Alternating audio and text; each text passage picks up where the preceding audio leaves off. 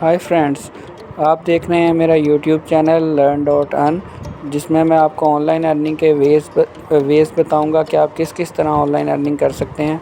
तो चैनल को सब्सक्राइब करना मत भूलिएगा। अगर कोई बात समझ ना आए तो आप कमेंट सेक्शन में मुझसे पूछ सकते हैं।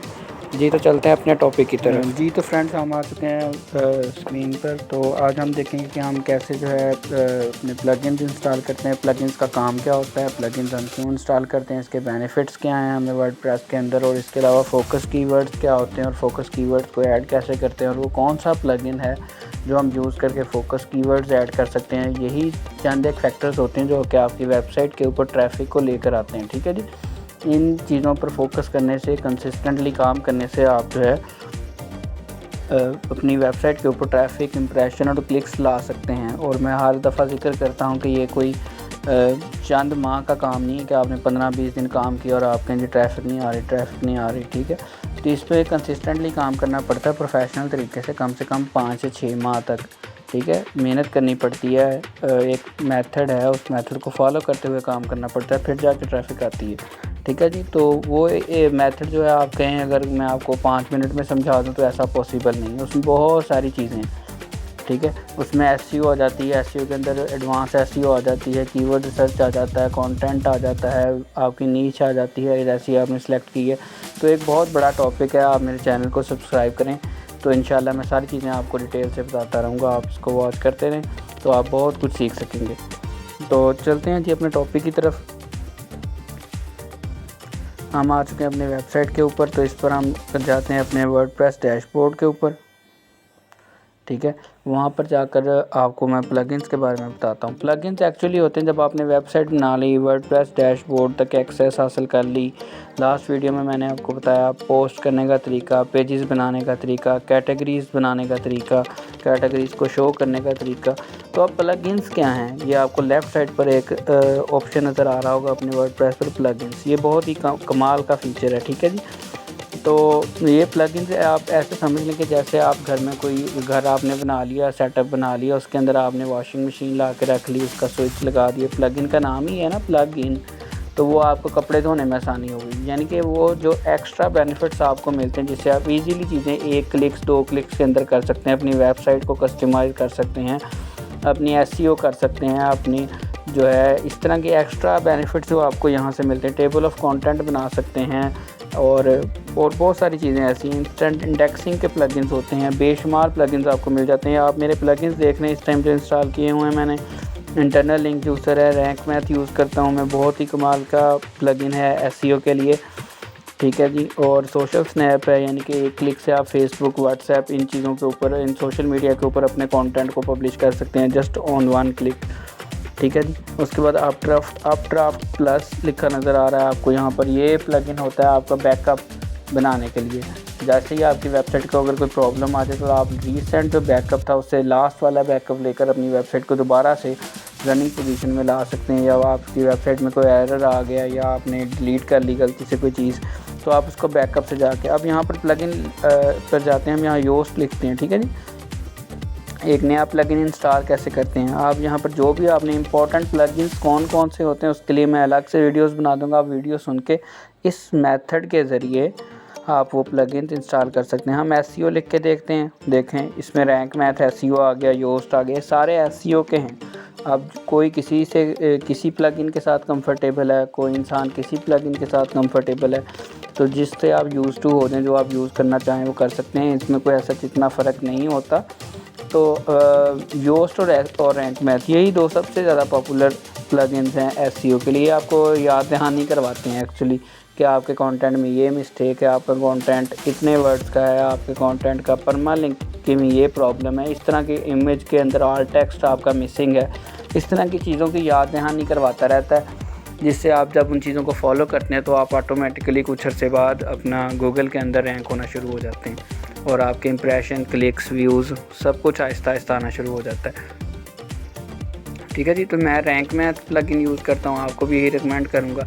अगर कोई योस्ट करना चाहे तो वो भी कर सकता है, वो भी एक अच्छा प्लगइन है। तो उम्मीद है कि आपको प्लगइन के बारे में समझ आ गई होगी। एक क्लासिक एडिटर आपको ऊपर नज़र आ रहा होगा। ठीक है, तो क्लासिक एडिटर क्या करता है, आपको नीचे एडिट स्निपेट और आपको एडिटिंग के लिए जो है कंटेंट की, उसके लिए बहुत फ़ायदेमंद है। ये सोशल स्नैप लेफ़्ट साइड पे क्यों नज़र आ रहा है मुझे, क्योंकि मैंने ये प्लगइन इंस्टॉल किया है। यहाँ पर आप वो कह रहा है जी कस्टमाइज सोशल स्नैप, इसमें आप अपने ऐड भी कर सकते हैं और सोशल मीडिया के जो है अकाउंट। ठीक है, तो ये फ्री ऑफ कास्ट होते हैं, इनका कोई आपको एक्स्ट्रा चार्जेस नहीं देने पड़ते। अगर इनका प्रो वर्जन यूज़ करेंगे आप तो उसके लिए आपको चार्जेस पे करना पड़ेंगे। अगर आप बिगनर हैं तो आपको भी इसके फ़ीचर्स और इसकी चीज़ें नहीं इतने अच्छे से पता, तो मेरा आपको यही मशवरा है कि आप इसके फ्री वाले सारी चीज़ों के सारे प्लगइन्स फ्री वाले यूज़ करें। मोस्टली फ्री वाले हैं। प्रो वाले वो लोग यूज़ करते हैं जो कि काफ़ी एडवांस चीज़ें सीख चुके होते हैं, उन्हें ज़्यादा चीज़ें जल्दी चाहिए होती हैं। मैनुअल करने के बजाय वो क्विक जो है अपना काम लेना चाहते हैं और उनके लिए वो फ़ायदेमंद है। आप अभी इनिशियल स्टेज पर हैं तो आप फ्री वाली चीज़ें ही यूज़ करें। ठीक है जी, तो यहाँ पर ये मैं आपको कंटेंट वाले पेज पर लेके आया था। यहाँ पे आपको रैंक मैथ का स्कोर भी नज़र आ रहा होगा। ठीक है, तो यह top 10 health benefits of eating Apple. Last time भी हमने इसी टॉपिक के ऊपर बात की थी। ये मैं इसीलिए ओपन करता हूँ कि आपको समझ आ सके। ठीक है, ये देखें 23/100 SEO स्कोर राइट साइड पर रेड कलर का है। जब हम इसकी SEO करेंगे रैंक मैथ के मुताबिक, जो नीचे रैंक मैथ बताएगा हमें, ये देखें एडिट स्निपेट आ रहा है। ये भी एक प्लगइन की वजह से ही मुझे नज़र आ रहा है, वरना आप लोगों को शायद आपके डैशबोर्ड पे ऐसी चीज़ें तब तक ना दिखाई दें जब तक आप उस प्लगइन को इंस्टॉल नहीं कर लेते। ये नीचे बेसिक SEO क्रॉस सारे ये क्यों नज़र आ रहे हैं, ये फोकस कीवर्ड क्यों नज़र आ रहा है, ये सब प्लगइन्स का कमाल है। मैंने एप्पल के ऊपर आर्टिकल लिखा है, मेरा मेन कीवर्ड एप्पल था, तो मैंने एप्पल एंटर किया। आप देखें फ़ौरन 74 स्कोर हो गया। ठीक है, तो रैंक मैथ को यूज़ कैसे करना है इसके ऊपर मैं इंशाल्लाह इसके ऊपर भी एक अलग से वीडियो बना दूंगा। इस तरह ये जितने टिक हो गए आपने इन सब को कोशिश करके ग्रीन करने की कोशिश करनी होती है।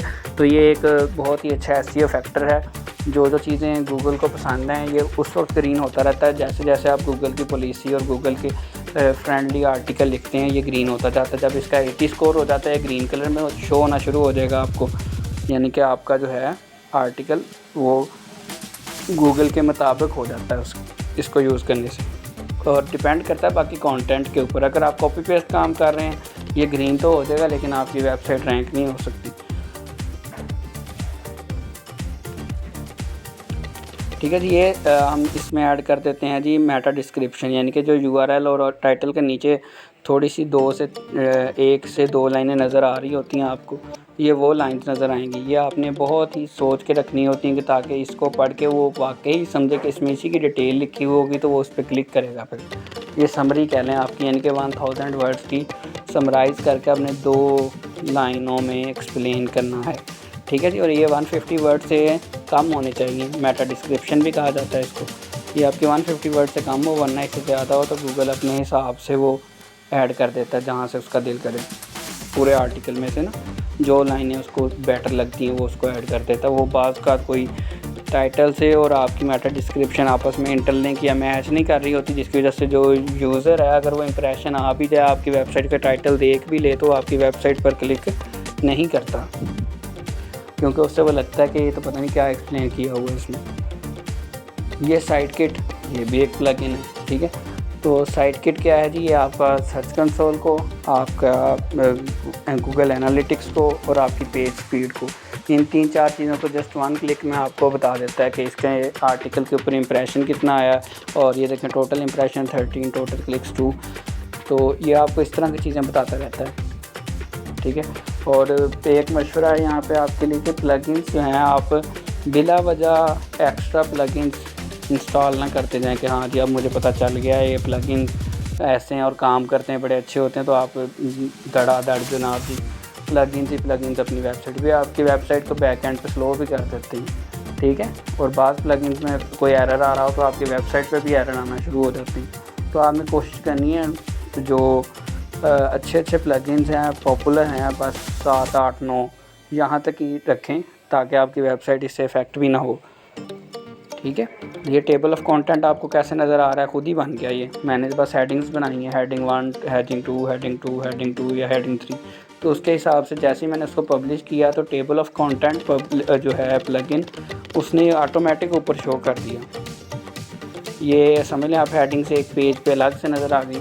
जैसे ही वो कोई आपके आर्टिकल पे आता है वो प्लगइन को इसको टेबल ऑफ कंटेंट की हेडिंग को देख के उसी पे नीचे चला जाता है कि हाँ ये चीज़ें इसमें एक्सप्लेन की गई हैं। तो बाकी इंपॉर्टेंट प्लगइन्स भी उम्मीद है आपको इसी वीडियो में अंदाज़ा हो गया होगा कौन से। तो बाकी आप देख रहे हैं मेरा यूट्यूब चैनल लर्न.अर्न। उम्मीद है कि आपको plugin, focus keywords, meta descriptions, इन सब चीज़ों के बारे में काफ़ी जानकारी हासिल हो गई होगी। तो मज़ीद वीडियोस के लिए देखते रहिए। Keep in touch with us, learn earn. इंशाल्लाह मिलते हैं नेक्स्ट वीडियो में। तब तक के लिए अल्लाह हाफिज़।